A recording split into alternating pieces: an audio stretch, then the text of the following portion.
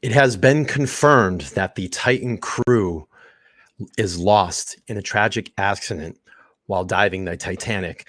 And I will have an expert 20-year hard hat diver chime in this evening on Let's Talk Live podcast to let us know what he thinks might have happened.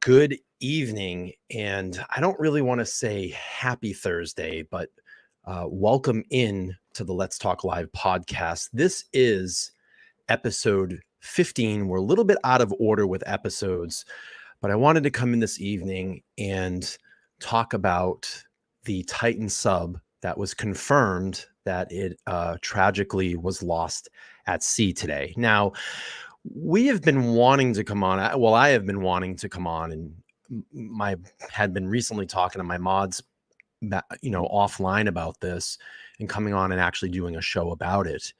But we wanted to wait and kind of give it a few days and see what happens. And tonight, after the confirmation that the sub was actually lost at sea, I thought it would be a good night to come on and talk about this. Now, I am not an expert in submersibles.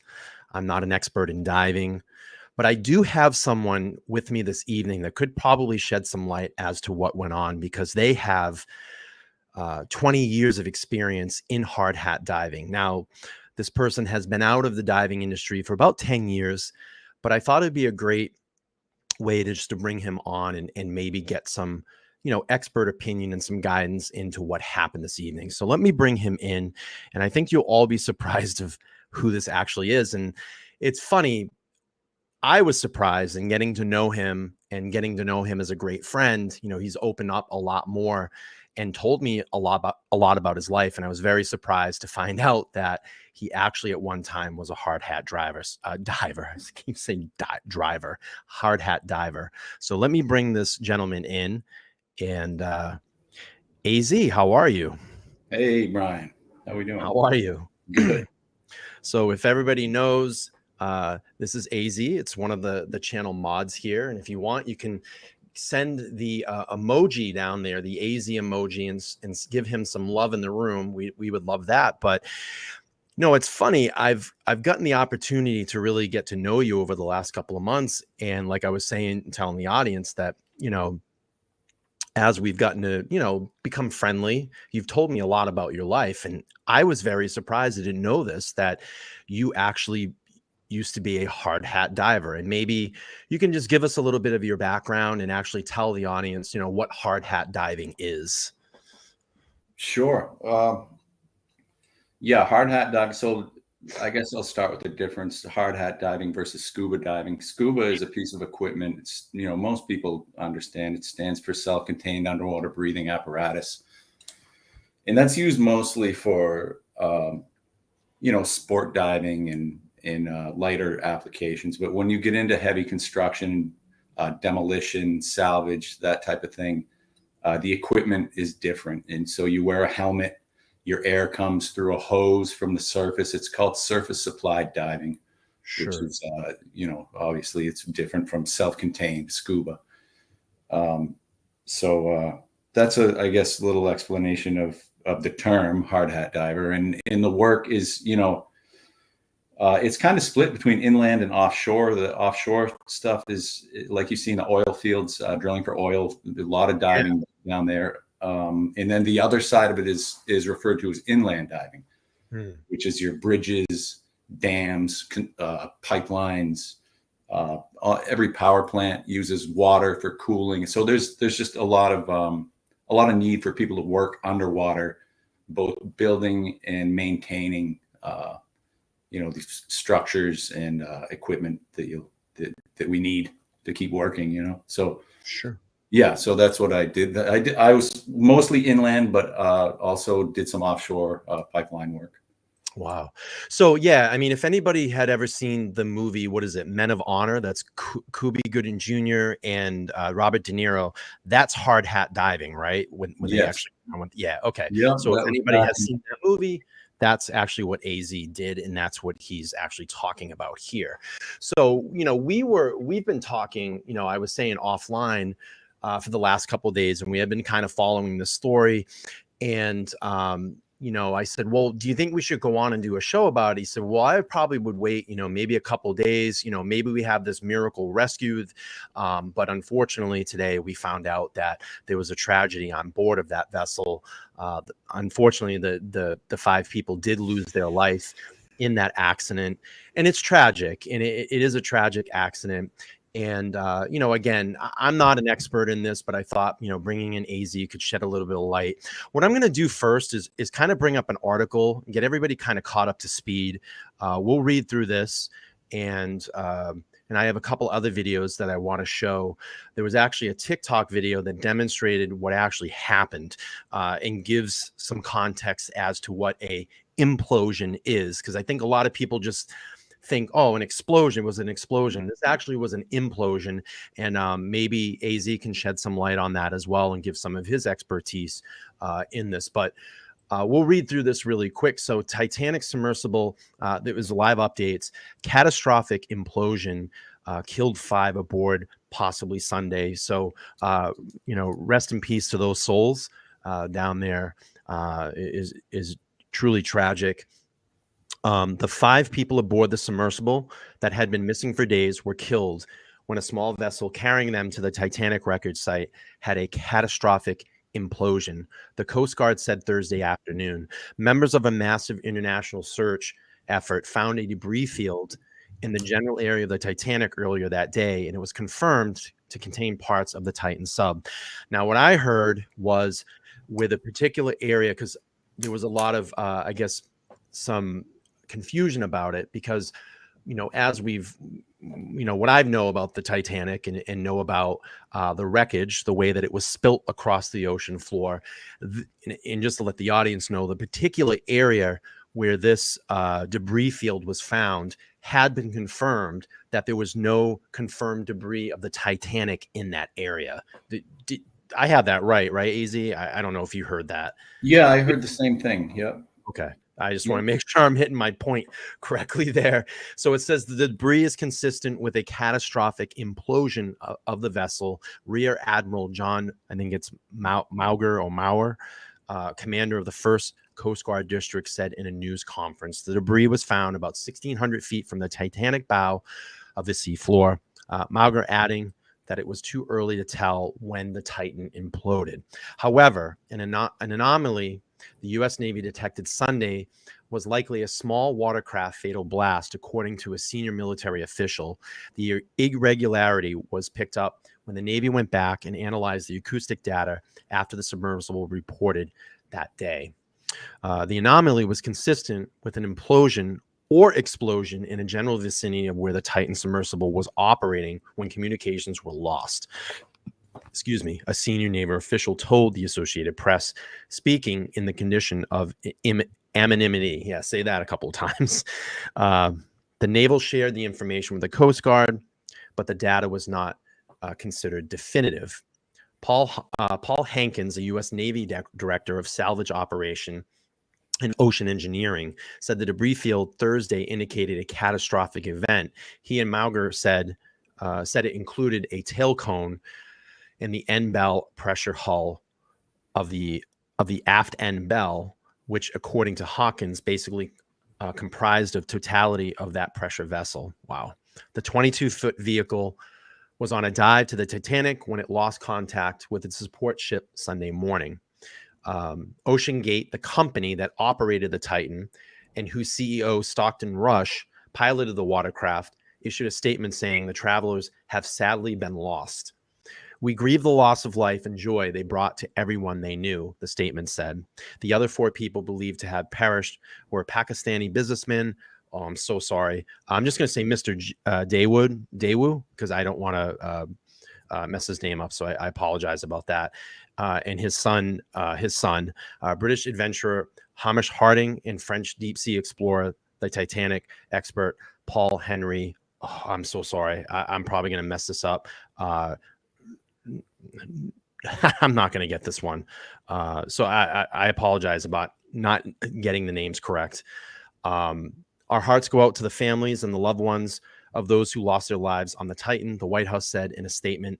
They have been through a harrowing ordeal over the past few days, and we are keeping them in their thoughts and prayers. The debris field discovered early Thursday. Search and rescue crews remotely operating an underwater vehicle had discovered debris near the Titanic early Thursday, the day the submersible was expected to run out of oxygen. The debris field was found remotely operated by a remotely operated vehicle, or ROV, associated with the Canadian vessel Horizon Arctic, that reached the seafloor and began searching for submersible early Thursday, according to the Coast Guard, which said ROVs will be used to continue investigate of what happened. The complex search and rescue missions attracted international attention and involved personnel from the U.S., Canadian, French, and United Kingdom. The ROV associated with the French vessel also deployed Thursday, the Coast Guard said.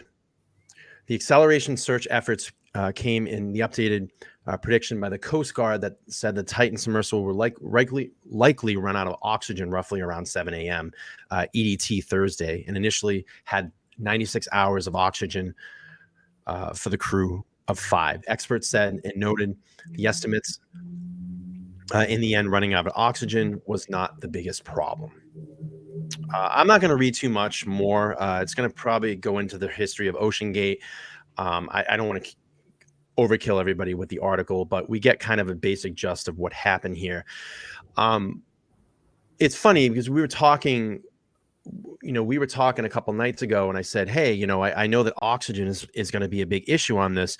If they do find this and they get to a certain point where they can pull this up and say they're on that 96-hour timeline, would there be a way for them to get a hose down and kind of plug it in? And I asked you this, and you basically said that it probably wouldn't happen. And here's the reasons why. And you talked about the hull of the ship, and maybe you could talk a little bit about that you don't want too many, I forget what you were saying, like too many penetration. Yeah. So maybe talk a little bit about that. Yeah. So when they build these hulls, I mean, you don't want any hole that you put through that structure, it's a weak point. Yeah. So if you want something to stand up to heavy pressure, you put as few ports through as possible, and that would include auxiliary air. So the submersibles in hard suits that I'm familiar with, they don't even have them. So I would be surprised if this one had that, And not only that, but if they were sitting on bottom for any period of time, I mean, depending on the electrical, hypothermia is a real issue also, Yeah, it's tragic, and it's definitely not a way that, I saw the documentary on Netflix about the diver that was the oil or platform diver, and how his umbilical cord literally got severed during a storm, and I think he went like over 100 hours without actual oxygen, but made it back up in his, they found him on the platform, got him back in the diving bell. And it was strange. The minute he got in there, they took his helmet off and he was like, hey guys, like it's crazy. Knowing what he went through, I can only imagine, if this, let's say the submarine did make it to the bottom of the ocean floor and was sitting there. I mean, it's just definitely not a way that I would want to, being oxygen depleted and then unfortunately having an implosion. Is just doesn't sound a very good way to go. No, trapped like that, it's not a good feeling. And the advantage that the diver had in the lost bell, he was geared up for cold water. You know what I mean? I mean, he was going down there to dive, and so he was geared up in his dry suit, insulated. I mean, no doubt it was cold in the bell. He was at least warm enough to survive. Sure. And he had air with him. Those bells are typically supplied with air banks. So yeah, I mean, I wouldn't want to be him either, sitting on the ocean floor, hoping that your people get to you. Yes, very similar situations. Let me just recognize this. So Beautiful Messy Ball has become a YouTube member. She is a rookie detective. Thank you so much. We appreciate that. Give her a Steven. What's that? Give him a Steven. There you go. Yeah. So, what I want to do now is maybe for the audience,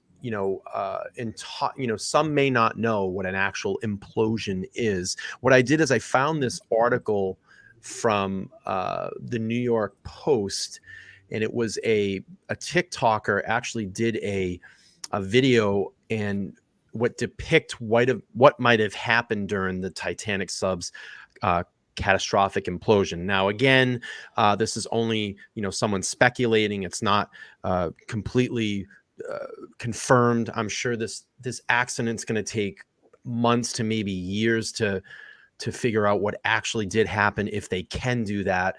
Do you think that they'll try to recover any part of that wreckage to maybe investigate what might have happened, or would they not waste their time on that? I'm sure they probably would have to, right? Well, for one thing, I don't think there wouldn't be much left of the hull. Sure.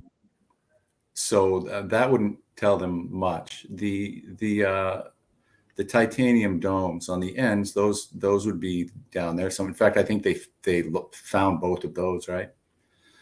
Yeah, I think they did. But yeah, I wonder how that gets investigated. I mean, this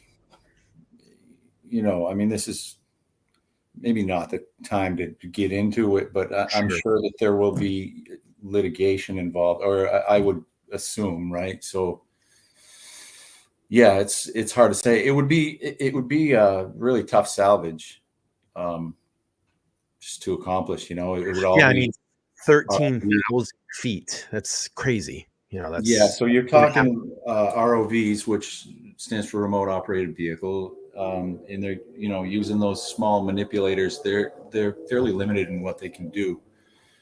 So as far as bringing anything up, I don't know. I guess we'll just have to see. Let's play this. Brian, just quick. I'm sure that they'll do extensive surveys of the scene, whatever whatever they can see down there. They're doing it now. They're recording everything that they're looking at. So sure, they'll have all that to go over, at least visually. Depending on what they even have found. So we'll see. Yeah, let's play this video. Again, I haven't watched it yet. I just kind of found this. I don't know what it's going to be. Again, I ran home from work and I said, well, I'm going to jump on and do a quick pod. I literally did about 5 minutes of preparation. AZ and I had been talking for a couple of days about this. Hey, man, you want to jump on and do a quick live? I said, absolutely. Let's go on there and talk about this. But yeah, let me pull this video up and see what this TikToker actually put together. If they want to look at it, his TikTok is Starfield Studio. And again, I'd be curious to see what he put together. So let's hang on 1 second.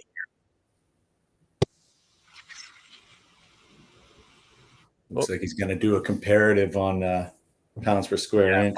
Or since pounds per square inch. Yeah. That should be good. Yeah. All right. Let's rewind this. I hope everybody can see it here. We'll go full screen and.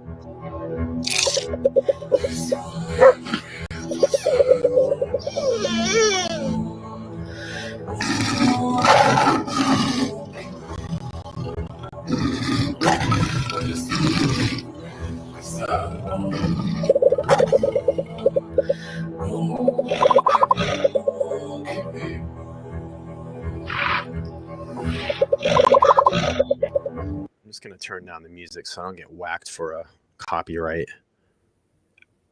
Squirrel bite force. Wow. What? Get out of here.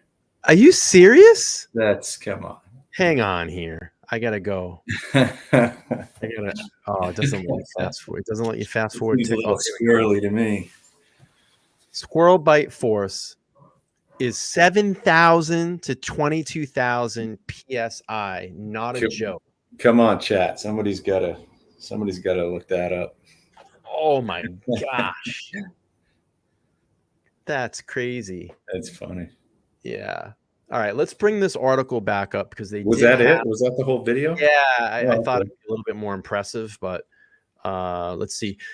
So this is a little interesting. A GIF that has made its way around Reddit shows a tanker suddenly crumbling because of pressure difference between the air inside the tank and air outside. So this is it looks like a train tanker here, maybe water or oil or gasoline, and this is what an implosion would look like. So it basically collapsed in on itself. Now, AZ, can you explain what might have happened to cause this implosion? Yeah, it's just a pressure differential, which just means a difference between the pressure inside the vessel and outside of the vessel. And in this case, the pressure inside the vessel was lower than the pressure outside. And that's what happens. And that's exactly what happened to the submersible. I was reading. Go ahead. I'm sorry. No, go ahead. Yeah, I was reading like if you actually I'm going to pop this article out just so you can see me a little bit better. So if you took like a Coke can or a beer can, and they said if you try to crush it this way, it's fairly strong. That would be sideways pressure. But if I tried to, obviously we know what happens when we crush a can this way, and that's probably what they said was. Maybe something in that because it was carbon fiber spun, I believe, shell. It was titanium, then carbon fiber spun.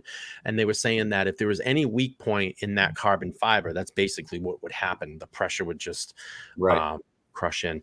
Now, that was actually me. That you were reading. I'm sorry. I thought I read that somewhere today. I wrote that today. I'm sorry. You know what it was? I went on my break and tried to shovel in as much as you can. So much, like digesting so much stuff to try to show in tonight. So, but shit, I'm sorry about that. Yeah. So the end caps are good and strong, titanium domes, but the tube in the middle. That carbon fiber and the way I watched a short video on it being spun, and man, I wouldn't want to go anywhere in that thing. So Speculation Station has a question for you. Oh, real quick, let me just get to this real quick. So tonight, chat, I'm trying out this Nightbot. I've kind of figured out what it is. I don't know why it keeps saying stop spamming. I'm going to take care of that in the future. It's probably because you're typing too fast, but I promise I'll get those settings set for everybody. But this is a great way where I can use this Nightbot to do some advertising for me during the streams. So just give it a chance. I'm going to end up working on it. I apologize if it's too much. I'll just detach it from the stream tonight and I'll get the settings. Let me do this. I just want to take care of that for everybody. So everybody seems like they're getting a little annoyed. Let me just detach it from the stream and then I'll work on getting the settings set up, so I apologize. But I want to go back to this question. So Speculation Station is asking, what part is the hull? Yeah, that's just the shell of any vessel, you know. So in this case, it would be the titanium domes on the ends in the carbon fiber tube in the middle. Okay. That they're connected to. So we had actually James Cameron actually chime in today, and you know, as we know, he dived Titanic quite a few times, and actually, you know, he's very famous for making the Titanic movie, and it became a huge labor of love for him. Also, another incredible favorite movie of mine, and we were talking about this today, is The Abyss. I really love that movie. Some really great special effects in that for the time, what he did with that movie. But let's bring this up. It's about a 9-minute video, and let's hear what you know, James Cameron had to say about this today. Speaking of James Cameron, another person closely familiar with the Titanic is the director James Cameron himself, along with his Oscar-winning movie. Mr. Cameron, I understand you've made a number of dives to the wreckage site too. Just give us your sense on what you're feeling right now, looking at these images of the shipwreck that you studied so closely, and now hearing that another tragedy. Easy, I don't know, man. That vessel doesn't look very secure to me. It to me, it looks very dated, and not too secure. I mean, I don't want to knock on anybody's mechanical abilities of building, but I don't know, man. Yeah, it wasn't built for what they were doing. Yeah. All right, let's play through here. Has been tied to the same area. Well, I've been down there many times. I know the wreck site very well, as does my friend Bob Ballard. I've made 33 dives. I actually calculated that I've spent more time on the ship than the captain did back in the day. Wow. And of course, you know, as a submersible designer myself, I designed and built a sub to go to the deepest place in the ocean, 3 times deeper than Titanic. So I understand the engineering problems associated with building this type of vehicle and all the safety protocols that you have to go through. And I think that what Bob said, as I was watching, is absolutely critical for people to really get the take-home message from this, from our effort here, is deep submergence diving is a mature art. Yeah. From the early 60s, where there were, you know, a few accidents, nobody was killed in the deep submergence, until now, is more time than between Kitty Hawk and the flight of the first 747. So if we haven't improved over that period of time, and you know, we have improved drastically over that period of time, and the certification protocols that all other deep submergence vehicles, except this one, that carry passengers, especially paying passengers, all over the world in tropical waters, deep coral reefs, other wreck sites, and so on. The safety record is the gold standard. Absolutely. Not only no fatalities, but no major incidents requiring all of these assets to converge to a site. Of course, that's the nightmare that we've all lived with, you know, since all of us entered this field of deep exploration. We live with it in the back of our minds. But because implosion, as Bob described it, such a violent event, is first and foremost in our minds, the pressure boundary, which is what they call the hull of the sub, that the people go inside, is obviously first and foremost in our minds as engineers. And we spend so much time and energy on that. And we use all the computerized tools available today, finite element analysis. We worked on our sphere for our deep vehicle that went to the Challenger Deep for over 3 years, just in the computer, before we even made the thing. And then of course we pressure tested it over and over and over, and so on. So, you know, this is a mature. Whoops. Did I lose it here? I just want to pause this for a second. Kind of sounds like James giving a little licking here. You know, saying like, hey, you know, we did a lot of research. You know, we put 3 years just into the computer before we built ours. I don't know. I think it's a tough spot. I think it's a tough spot for a lot of these people that have been down and done these, deep ocean, explorations. I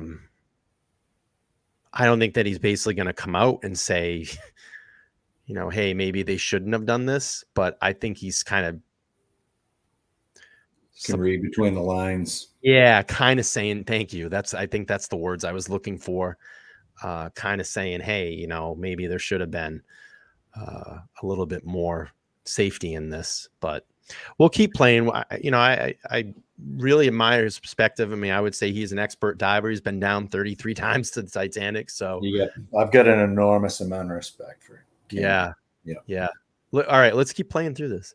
And many people in the community were very concerned about this sub, and a number of the top players in the deep submergence. He's definitely not afraid to say it. I mean, he's coming out and saying it. Engineering community even wrote letters to the company saying that what they were doing was too experimental to carry passengers and that needed to be certified and so on. So I'm struck by the similarity of the Titanic disaster itself, where the captain was repeatedly warned about ice ahead of his ship, and yet he steamed at full speed into an ice field on a moonless night, and many people died as a result. And for a very similar tragedy where warnings went unheeded to take place at the same exact site, with all the diving that's going on all around the world, I think it's just astonishing. It's really quite surreal. And of course, P.H. Nargeolet, the French legendary submersible dive pilot, a friend of mine. It's a very small community. I've known PH for 25 years. For him to have died tragically in this way is almost impossible for me to process. It is certainly haunting to consider that comparison to the Titanic and what happened to the 5 people on board this submersible vehicle. James, I want to ask you, though, since you've been down on these dive missions before, we talked about the safety risks. We've reported. I think Tsunami does bring up a good point, but I think, he's throwing some punches, but he's kind of telling people, like, stop being a fucking cowboy and do this the right way. That's kind of what I'm getting out of it. I think he's very concerned. And like you said, this is a very small group of people that do this. I mean, this is not something that's very cheap. These are millionaires and billionaires that put these projects together. And in my opinion, he's kind of like, slow your roll here a little bit. Let's, consult with some people. If they're saying that, there's engineers saying that, hey, maybe you want to look at this thing a little bit more, you should listen to that advice. These people are experts in this, and they don't want accidents like this to happen because it puts a bad mark on what they're trying to do. It's like I don't know, it's like going out. Go ahead. Well, it's a little bit like hiking. There are people that are serious hikers. Yep. And then you have people that they go out and they're not prepared. They make bad decisions, and then the next thing you know, search and rescue is out looking for them. And people who are really into hiking will be the first to say, they should not have been doing what they were doing, and it can be upsetting. Like I feel it in the diving world when I see things. It can be upsetting to see people do foolish things around water in general. For me, even swimming pools, I get kind of irritated. So it just comes with the territory of this type of thing is when you see somebody doing something that they really shouldn't be doing, and especially if it's in your field, I'm like him, man. Like astonishing and surreal is what he said, and that's kind of how I feel about it. Like what I don't know. It doesn't make sense really why they would try this.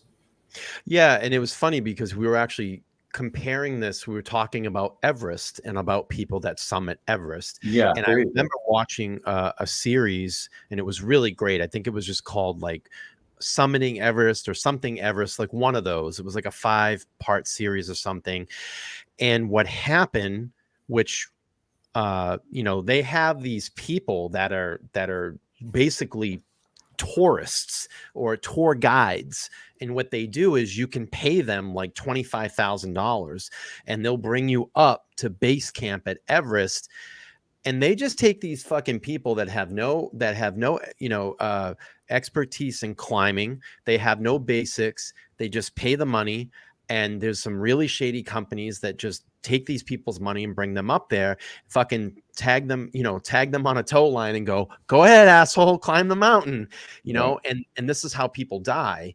And, there was luckily the crew that the film crew was following and documenting was a very legit company that made sure that you had to pass certain hiking and climbing regulations before they would take you in and let you actually go up, because essentially they're responsible. They're bringing you up.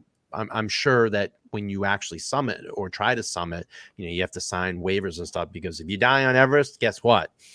They ain't bringing you back down. You're going to be there because there's no way they can get you back down. But it happens in the scuba diving world a lot too. When people go to resorts and they see somebody with a boat advertising get certified to scuba dive in a day, and they take them out, and it's just it's unregulated, and there's a lot of irresponsibility going on, and it's so it's one thing if you're doing it on your own, but when you bring people that don't know any better, right, that's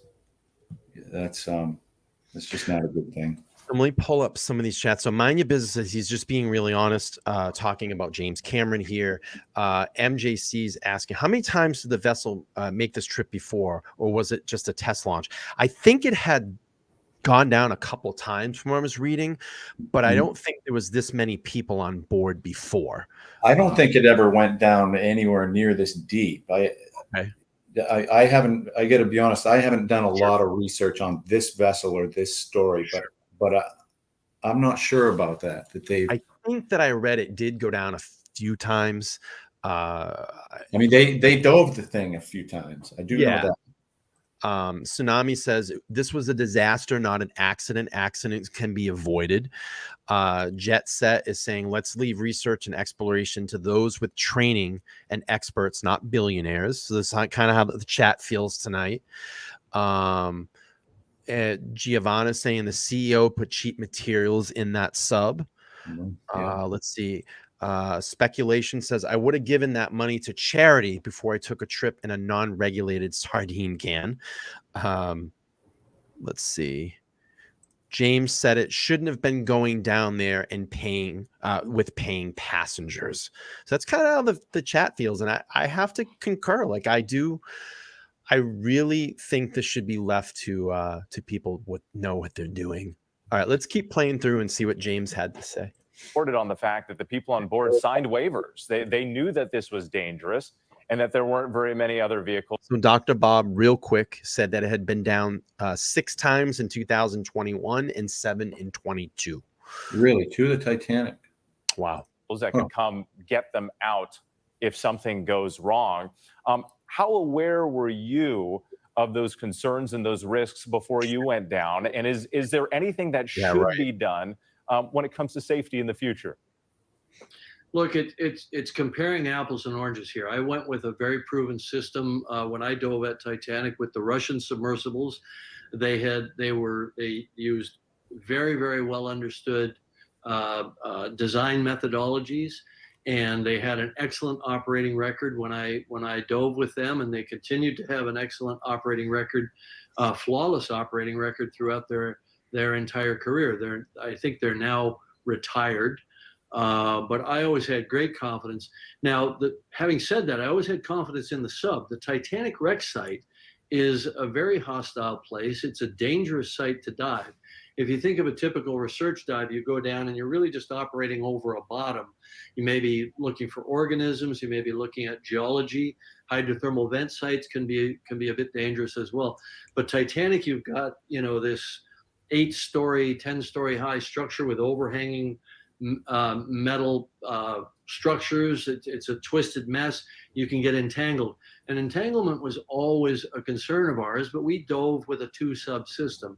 We always felt confident that if one of the subs got ensnared, you'd still have communication, you'd still have life support, you'd still have power, you'd have another sub there that could help you manage the problem. We always felt that we were on pretty safe ground. This sub had no backup. It didn't have a lot of backup systems, from what I understand, and it was predicated on what I think of as a fundamentally flawed design principle, which is a carbon fiber hull. Which, when I first heard about a move toward composite hulls, and this was many years ago, even when I was designing my sub, there was another sub that was sort of in competition with us to get to the Challenger Deep, that was operated by a guy named Chris Welsh for Richard Branson, and they had a composite hull. And I told those guys, I said, somebody's going to get killed in that sub or in a sub like it. And the DNA of the Ocean Gate sub was in that sub. Dr. Pop says, great name for tonight, Titanium Built. Yeah, I mean, I don't want to laugh, but yeah, I mean, how ironic, right? Yeah, anyway, listen, real quick, let me just give a shout out to Titanium Built. She's on a race to 10,000 subs, as I am as well. I'm at about 7181. She's at about like 9222, 9,022 right now. Go over there if you haven't. Go over, subscribe to her channel. Let's get her to 10,000 subs and then come back and get me to 10,000 subs. But I'm going to reach out to her and possibly do a collab with her soon. I'd really love to have her over here on the channel and get her perspective on Idaho. It's so nice to get away from Idaho tonight, though, and really focus on this. But let's keep playing through James Cameron here. This is very interesting, and he is fucking not holding back, man. He's definitely not holding back. At the time, 2 hemispherical end caps and a carbon fiber cylinder in the center. And I never believed in that, because the way it fails is it delaminates, because you have to have a hull, a pressure hull made out of a contiguous material like steel or like titanium, which is the proven standard, or like acrylic. I have a small equity stake in I think one of the best submersible companies in the world, Triton Submersibles, and they use acrylic for their hulls. But once again, it's a contiguous material, so you can do computer modeling to see how it'll behave. But this Ocean Gate sub had sensors on the inside of the hull to give them a warning when it was starting to crack. And I think if that's your idea of safety, then you're doing it wrong. You don't, and they probably had warning that their hull was starting to delaminate and starting to crack. Because as Bob pointed out, it's our belief, we understand from inside the community, that they had dropped their ascent weights and they were coming up trying to manage an emergency. Wow. And to your point, a warning only goes so far when you have the ability to get back to the surface. So they're speculating. Let me just go back, AZ. Maybe I didn't hear that, but correct me if I'm wrong. They're speculating what they heard in the community, that this sub dropped its counterweights and they were actually on an ascend to come back up. Am I getting that right? That's what he said. Yeah. Wow. Yeah. So that means they must have found it. I believe they were using. I read somewhere they were using sandbags for ballast. So they would have likely found those sandbags in a pattern that told them these just all drop straight down. When you drop something, everybody knows when you drop something in the water, unless there's a current, there often is, it'll drop straight down. So if they had, let's say, 6 of these bags, it's probably more, and they drop into the bottom, they would land on the bottom like in a dice pattern, just like they were on the. So I'm going to go back because there was someone actually asking if I could go back. I'm just going to rewind that about a minute so we can hear that again and just get the full detail on that. That is that's crazy. It's amazing to hear. Equity stake and it really is. I think one of the best submersible companies let's listen here and see what he said about that. They wow, the world. Triton submersibles, and they use acrylic for their hulls. But once again, it's a contiguous material, so you can do computer modeling to see how it'll behave. But this OceanGate sub had sensors on the inside of the hull to give them a warning when it was starting to crack. And I think if that's your idea of safety, then you're doing it wrong. You don't, and they probably had warning that their hull was starting to delaminate and starting to crack. Because as Bob pointed out, it's our belief, we understand from inside the community, that they had dropped their ascent weights and they were coming up trying to manage an emergency. And to your point, a warning only goes so far when you have the ability to get back to the surface, or there's a backup vehicle there to come help you out of a bad situation. James Cameron, thank you so much for your time. I would like to bring Bob Ballard back in while we still have him on the line here, because Bob, I understand the wreckage of the Titanic here. It's not going to last forever. What more can we learn, should we learn about that shipwreck, and what can we do as we continue to explore this space in the ocean? Well, the Titanic's bow went deep in. The anchor you were just showing is almost touching the sediment, so it went far in. And what we've learned about the deep sea is as soon as you go in a couple of centimeters, it's anoxic. So when we were down, we could literally scrape away the mud and you see a brand new hull. So the Titanic's bow is literally being held together by the fact that it's deep into the mud. And we all have different views. I think the Titanic, the main hull and those main pieces will be there for a long, long time. Huh. Wow. So I'm going to say it. I mean, you may not say it, AZ, but I'm going to say it. And you've heard me say this the last couple. It's a mechanical asshole that they went down inside of. I mean, that's what I'm getting out of this, that this thing didn't have the safety regulations. It wasn't, I guess, certified the right way. It was probably built, a little bit behind in its time. And it's tragic. I don't want to shit on these people because we did lose 5 lives today. But I think, I have to go along with Cameron said. I mean, Cameron is an expert, a super expert in this. And he said, if you're doing it that way, it's probably done wrong. How do you feel? Yeah, well, for sure. I mean, there's a reason why the legitimate submersible builders and, builders of hard suits and whatnot, they use the materials that they use for a reason. And that's what he said. I mean, nobody uses carbon fiber, especially if you're going that deep, man, Yeah. So I have a question, and I don't want to get too crazy into the politics of this, because I'm sure, for another couple of weeks here, we're probably going to hear some mainstream media stories about this. But do you think now this opens up more regulation where, maybe a government entity has to step in, or some type of, organization they put together to kind of mandate these? Now, I know from what I'm understanding, and I could be wrong, if you have the money to put one of these together, you can kind of just go do it and then go do it. I don't know. I may be wrong on this, but I'll kind of see what you think.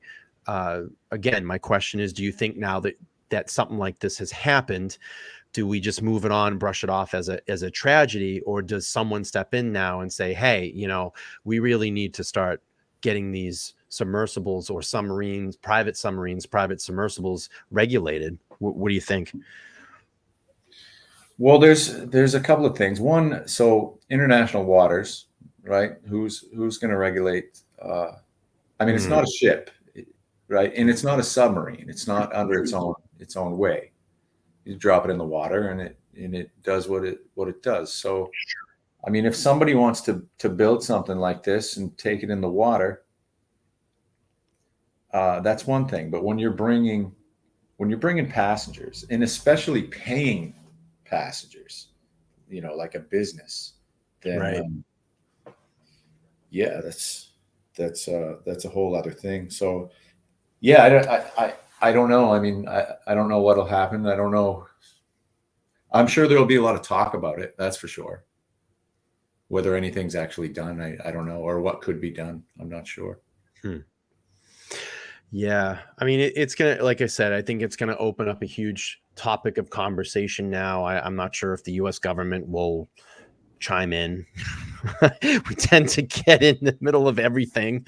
Uh, uh, Maybe in some Yeah, cases. Go the ahead. international waters part makes it. That's like you would have to talk with a Yeah. really astute lawyer to get into that angle. But yeah, I mean, I guess one thing is, if you had a company, say in the United States, and you're advertising for subsea tourism, then absolutely, the U.S. could say you can't. If you're doing that here, you've got to have a certified vessel, and that's that. Yeah. Well, I do know this, and maybe we can end the show with this. And I said, well, this thing looks like a mechanical asshole to me. Do you know of any companies that do it kind of the right way? And you told me about this company called Nutico or Nuco. Nutco, yeah. Oh, okay. And maybe we can bring their website up, and you can talk a little bit about some of maybe their products and kind of explain to everybody, like, this is kind of the right way you want to do it. Let's see here. Let's go to their any particular one I should click into, maybe something that can go down that deep, or yeah, you can look at the Curacao, would be a good one. Sure. So take a look. So this rated for 1,000 feet. Mm-hmm. This thing's made of steel. This was built for tourism. A client came to Nutco and asked them to build them this sub for subsea tourism. So they built it. They've been in business doing this for decades. Right. So they built them this sub. Now it's made of steel, and it's only rated for 1,000 feet, right? Because that's a safety precaution. Right. And it's got the acrylic dome, like Cameron was talking about, right? So it's metal and acrylic. And if you scroll down, sure, hit general right there. Okay. Sure. Yeah, I can talk about this. Yeah. Actually, hit life support. No problem. One pilot, 4 observers, so it's 5 people. Redundant O2 systems. You can fit 5 people inside that. No kidding. Right. And look at the total capacity. 480 man hours, 5 documents, 96 hours each. Does that sound familiar? Yeah. Yeah. That kind of sounds like the specs that were on this sub that just imploded. Right. So, yeah. These guys are legit. I mentioned to you before, the company that I worked for towards the end of my career, we were very closely associated with Nutco Research. In fact, we were in possession of the exosuit, which was back on the page. Wow, look at this. There. Look at the eel. Wow. Look at that. Yeah, there was a video of this thing actually capturing wolf fish. No shit. That thing's pretty big, man. It's a pretty large sub. Yeah. Submersible. It's not a sub. Submersible. Right. There's difference between. So what is the difference? Is it just the depth that it goes down, or how? What is well, it's basically a sub it's basically a sub leaves port, it heads out to sea, and it can go from port to port. A submersible, it rides on a boat, and you drop it in the water, and it goes down and comes back up and back on the boat. Okay. You know what's crazy is I lived in Connecticut, down in and around New London, and there was a beach that I used to go to, and that's the big naval base right there. And I shit you not, one day it's like a fall day. There's no one on the beach. I just wanted to get out and kind of walk around. It was like overcast, and I love the beach, so I'm down there, and like literally all of a sudden, a submarine just comes up out of the water there. It was like, holy shit, that's cool. Like you just heard, like all the noises coming. I'm like, what the fuck is that? Is that Groton? Yeah, right in Groton. It was the coolest thing that I've ever seen in my entire life.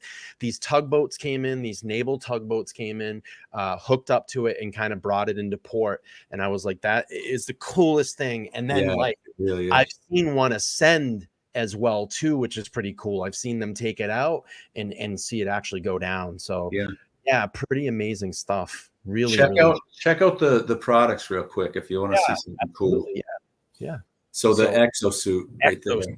Yeah. So we had possession of this, and we were scheduled. Well, they took it to Greece and dove on Antikythera, which I was supposed to go on, but I my career ended prior to that.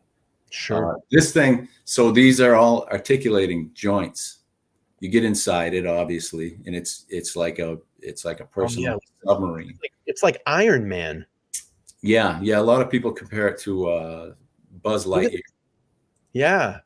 And those joints, those articulating joints, those are full of when it's deployed. Those are full of whale oil to keep them. Yeah, so you can spin them, right? Because it's whale oil does not compress. Or it compresses very little because they live under sea, Right. So every one of those joints is full of whale oil. Makes sense. Keeps them beautiful. Probably a multi-million-dollar piece of equipment. Oh yeah. Look at this arm. Yeah, that's great. Those are the manips. If you look at the boots, have you ever seen the movie Inner Space before? I may have. Martin Short. He goes inside. What the hell was the other guy in that? Oh, damn it. Hang on. Inner Space movie. Hang on. Damn it. Who was that? The other guy. Dennis Quaid, Martin Short, and Meg Ryan. And what happens is Dennis Quaid gets shrunk down and goes inside Martin Short's body.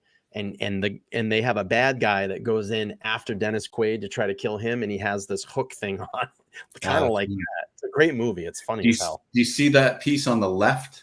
That piece of metal on the left? That's a spider cone knife. It's a folding knife. Oh, shit.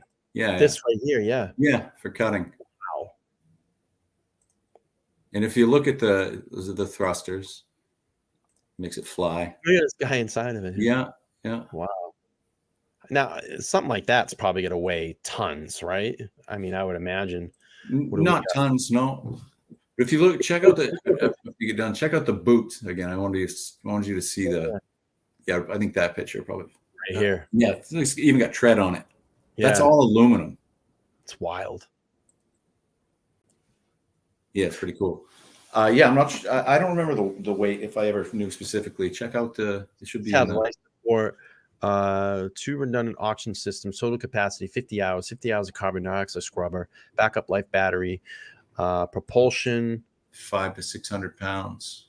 Yeah, let's see. Telemetry. It's got all these kind of like onboard computers, emergency equipment.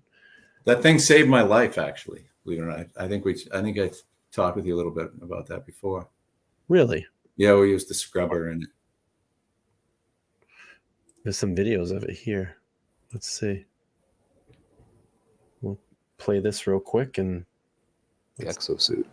And my guess, to be perfectly honest about it, the first thing it does is it corrects all the mistakes I made in the nude suit. The nude suit is now 25 years old. It's very hard to believe, but and we had no one had any previous experience prior to that suit being made in this area, at least. And so we learned an awful lot from it, and all of that has been put into the new suit, the exosuit, and of course all of the new advances in electronics and control. The thruster pack controls are where we have big clunky foot pads and everything to control the new suit. The new suit will be controlled just by a little thumb switch, So it's absolutely amazing stuff. Wow. Yeah, he was a real pioneer, Phil Newton. He just died in May.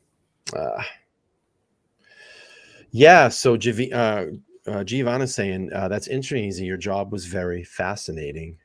Yeah, 20 years in the hard hat diving industry as a underwater welder. That's I worked with some really, really good people, some real aces out there. Yeah. So again, I wanted to come on, give an hour of time to this the story. I guess everybody had captured the world. It's a big story, and it's very tragic what happened. But I think I have to go back and kind of say, you know, what Cameron said, you know, really leave this to the experts. You know, it's no joke going down there at that depth. A lot of things can happen. Obviously, a lot of things happen in this case, and it's truly tragic. I didn't want to come on here and shit on the people, what happened to them, because it is sad. But maybe this kind of, I don't want to say wakes, but I guess wakes some people up, you know, if they think about, you know, kind of cutting corners or not doing things the right way, like Cameron said, you know, maybe this gives them some pause and rethinks if they decide to go down there with this type of submersible. Tsunami's asking, what's the price tag on the exosuit? Do we know? The suit alone was about right around $1 million, and then the launch and recovery system was about another $1 million. Wow. So, yeah, I don't know. That's you know, again, I just wanted to come on, give some context of what's going on. I know AZ had a 20-year career in diving, and just kind of get his perspective on this. But I think we're gonna wrap this one up for this evening. What I'm gonna do is tomorrow, I will be back tomorrow night at 9 p.m. Eastern Standard Time. There is the link for tomorrow night. That'll be a Idaho stream. We're going to talk about the Koberger DNA evidence. For my members, if you haven't seen the video, for my members only, and if you want to join a membership, you can. You can go down there and support the channel. Hit that join button, and memberships are only $1.99 a month. That supports the channel and supports what I do. But if you are a member and you haven't seen the video yet, I've been trying to make a one video a week commitment to give back to my members, because you are paying members. I'm going to drop the link for that. If you're a paid member, you can go over and watch that video after I get done. It'll give you kind of a preview of what the rest of this weekend's shows are, and give you a little bit of perspective of how I'm feeling about Brian Koberger at this time as well too. But again, we'll be back tomorrow night. We'll talk Idaho 4 and Brian Koberger, and we'll talk about this new DNA evidence that has come out and get a little bit deeper into that. I plan on putting together a super presentation tomorrow. I'm going to really put some thought into it, and I appreciate everybody coming over. I really do. You know, we got close to almost about 100 people watching tonight, and that's awesome. Thank you to all my mods. Thank you to everybody in the chat. We appreciate it. I'm going to be reaching out to Titanium Built soon and hopefully doing something with her. I'd love to collab with her. And again, I want to thank my guest this evening, AZ, for coming in and doing the stream with me. I do appreciate it, and appreciate your insight of this. For sure. Happy to All be right, here. guys. We'll be back tomorrow. Again, I appreciate everybody. Everybody have a safe rest of their evening. I'll see you back here tomorrow, 9 p.m. Eastern Standard Time. Again, I'm Brian. This is the Let's Talk Live podcast. We'll see you tomorrow. Take care.